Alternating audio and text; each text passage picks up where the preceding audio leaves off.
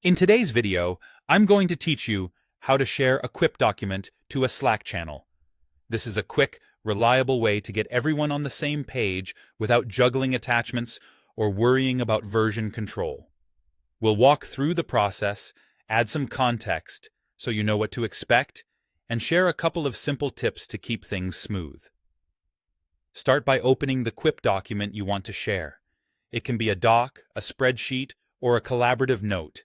Anything you've created or have access to in Quip. Make sure you're viewing the exact document you intend to share, since Slack will use the title and link you provide. If you're working in a browser, you're all set. If you're using a desktop app, you can still open the document there and then switch to your browser to grab the link.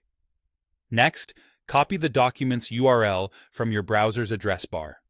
This is the direct link to that Quip file. Double-check that it looks like a standard Quip link and that it isn't a temporary preview or a link to a different page.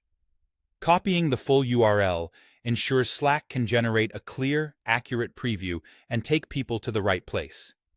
Now head over to Slack and navigate to the channel where you want to share the document.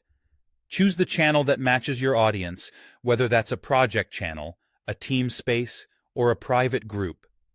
If the conversation is specific to one or two people, a direct message works too.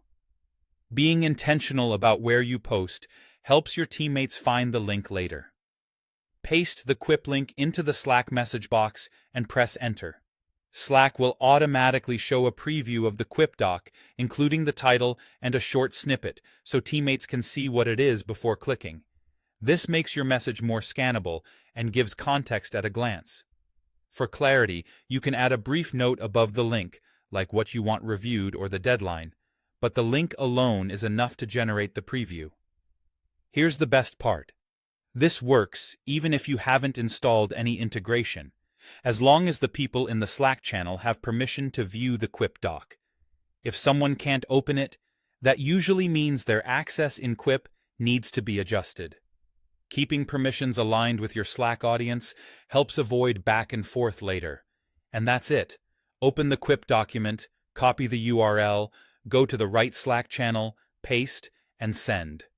Simple, fast, and organized. Thanks for watching, and happy sharing.